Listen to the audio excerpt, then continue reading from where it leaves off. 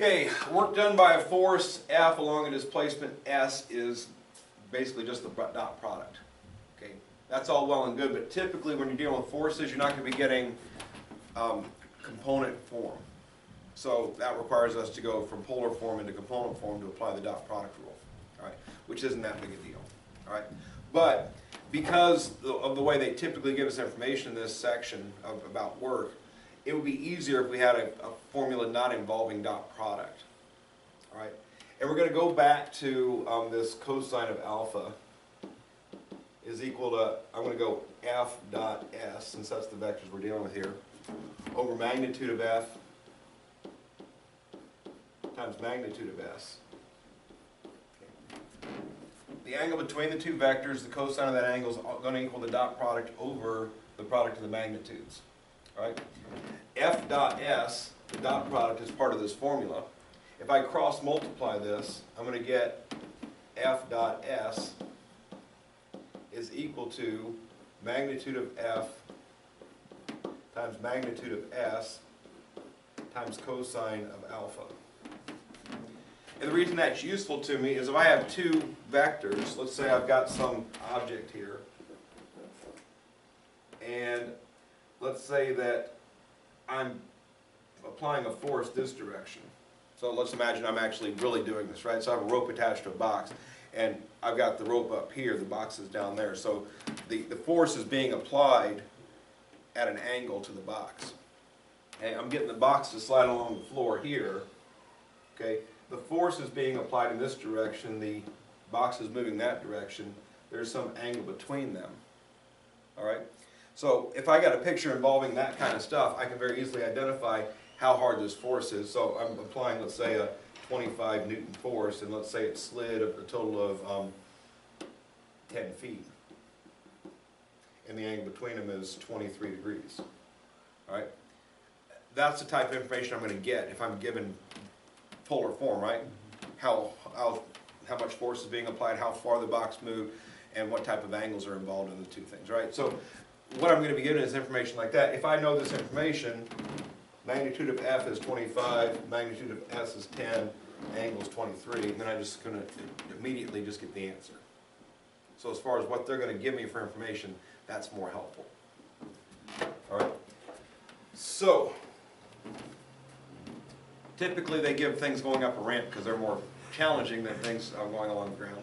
If they going along the ground is just the one vector is 0 and the other vector is whatever angle it is. It's pretty straightforward. So a force of 50 pounds on a rope is used to drag a box up a ramp that's inclined at 10 degrees.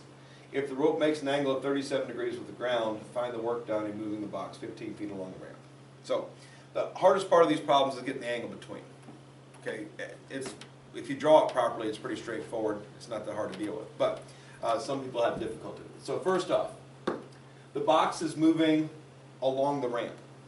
All right, the ramp is 10 degrees. Start there. A 10-degree ramp. Every time they give you a degree on a ramp, it's that bottom corner. It's not this one up here, it's that one down there. All right.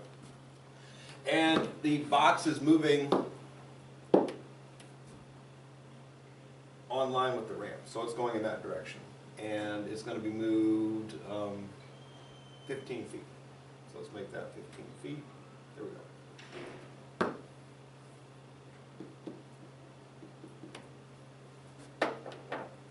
Now it says the rope is making an angle of 37 degrees to the ground.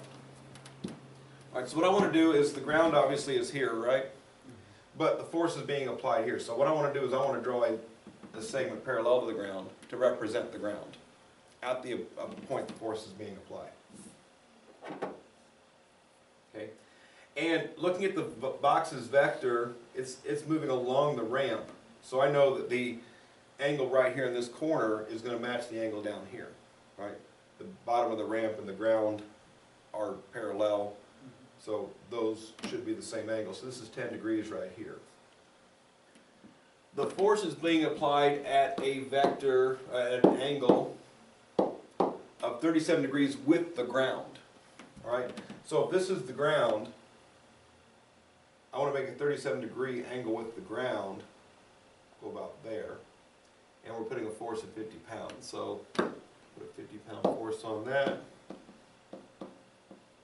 And the angle from the ground up to here is 37 degrees.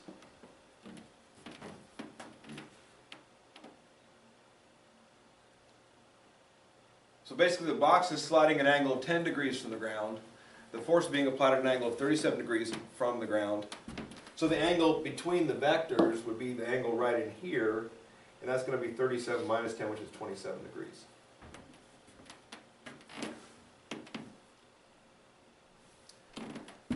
And again, that's what I need to know.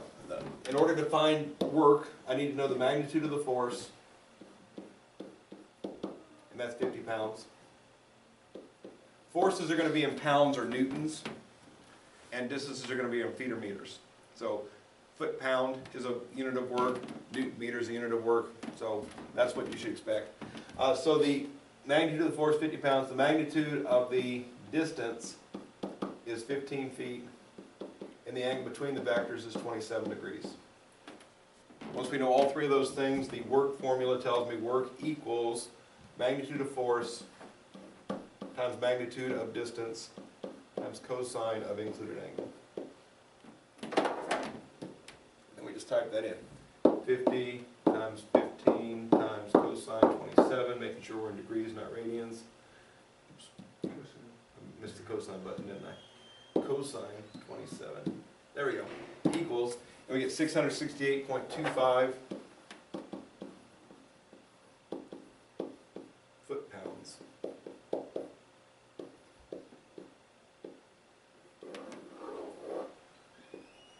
Usually like a little dash there, foot dash pounds. All right, so that's work. Again, just every time you get a work problem, key in on those three specific things. What's the magnitude of the force? How far did it go? And what's the angle between the force and the displacement is what's called. And that gets you what you need to know.